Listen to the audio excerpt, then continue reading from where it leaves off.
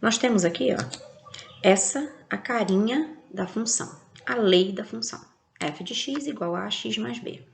A gente sabe que é uma função de primeiro grau, porque o expoente do x aqui, ó, é 1, então a gente sabe que é uma função de primeiro grau, por isso que eu coloquei aqui, denotamos função polinomial do primeiro grau, tá? Essa é o que a gente chama de lei da função, tranquilo? Bom, agora o que a gente tem? Alguns exemplos aqui embaixo. Coloquei para vocês uma função, por exemplo, f de x igual a 2x menos 3. O que a gente quer denominar? Quer dizer quem é o a e quem é o b. Mas qual é a função do a e qual é a função do b?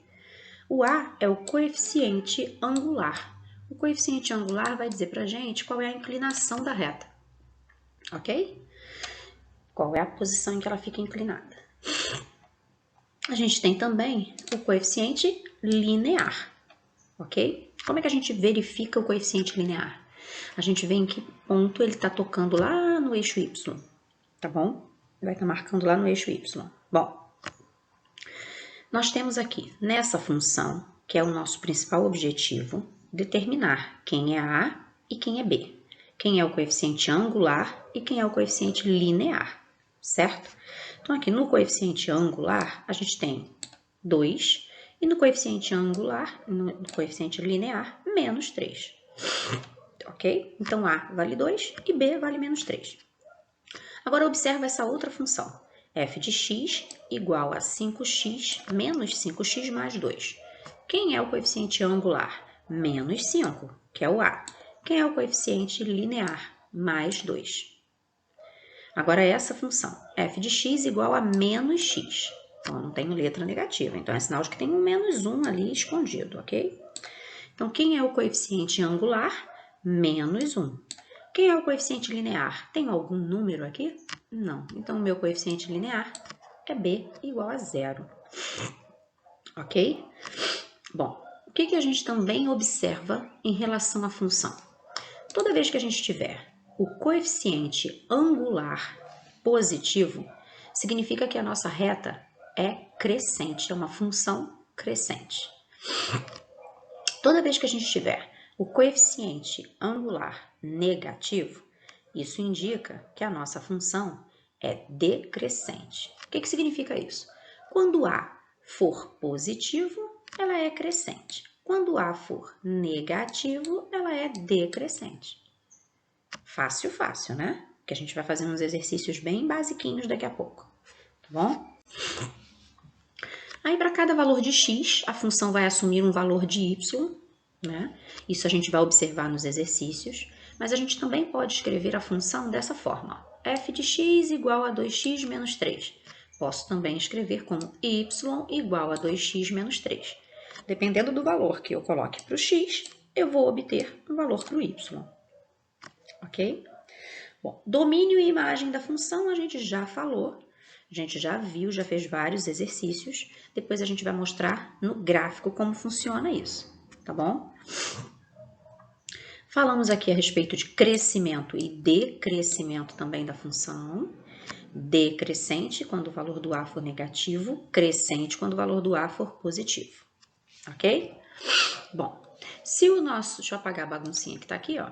Se o nosso coeficiente angular for 2, como é o caso desse aqui, e o nosso coeficiente linear for menos 3, a gente vai ter esta lei da função.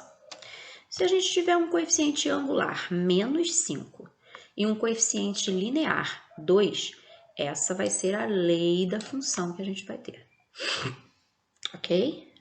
Bom, um exemplo de aplicação da lei da função é: um taxista cobra por conta R$10 a bandeirada, por corrida, perdão, R$10 a bandeirada e mais 1,50 por quilômetro rodado. Qual a função que representa uma corrida com este taxista? Bem, o que a gente vai fazer? Primeira coisa, tem que lembrar da carinha da função, né? Então, f de x, a lei da função, é igual a x mais b. Ótimo. Bom, lembrando sempre que quem está aqui acompanhando o x é quem está sempre mudando o valor da variável. Vamos ver.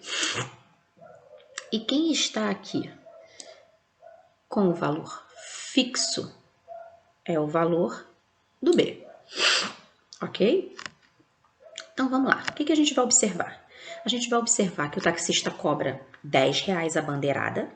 Então, tá aqui, ó, os R$10 vão substituir o valor do B, ok? R$10 vai ser o valor do B. É o valor fixo da bandeirada. E ele cobra R$1,50 por cada quilômetro rodado. Então, ele cobra R$1,50 por cada quilômetro rodado. Cada quilômetro rodado é o X, eu não sei quantos quilômetros foram rodados. Se for 1 quilômetro, eu coloco 1 no lugar do X. Aí eu faço 1,50 vezes 1 mais 10. Se for 2 quilômetros rodados, eu coloco 2 no lugar do X. E faço 1,50 vezes 2 mais 10. E assim vai, ok? Coloquei até numa tabelinha aqui para ficar mais fácil para vocês, tá?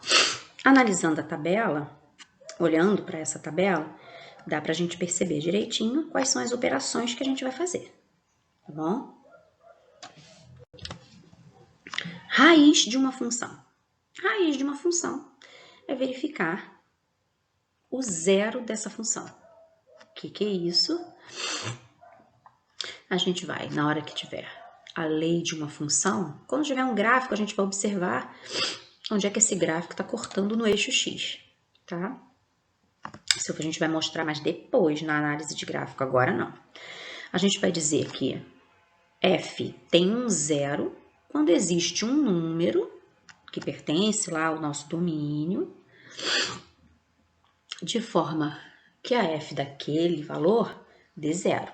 Como assim? Traduzindo, a gente vai fazer assim, por exemplo, tem a função f de x igual a x mais 4. O que a gente faz para descobrir a raiz dela? A gente iguala a zero. Então, a gente vai ter, no lugar de f de x, a gente coloca zero. E iguala a x mais 4. Resolve essa equaçãozinha, vai achar x igual a menos 4. Essa é a raiz da função. Esse é o zero da função. Quando estiver no gráfico, ó, vou fazer um esboço aqui bem rapidinho, significa que essa função vai estar passando, cortando o nosso eixo x, bem aqui, ó, no menos 4. Ela vai estar passando por aqui, ok? Essa é a raiz da função. Tá legal? Para a gente descobrir esse valor, precisa igualar a zero. Por que iguala a zero? Porque eu preciso lembrar daquelas coordenadas do pontinho x e y. Se eu quero marcar o valor que vai ficar em cima do eixo x, é óbvio que o meu y tem que ser zero, ok?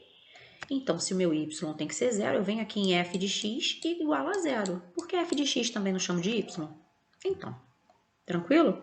Aí a gente vai achar o valorzinho que a gente quer para a nossa raiz, ou zero da função, tá?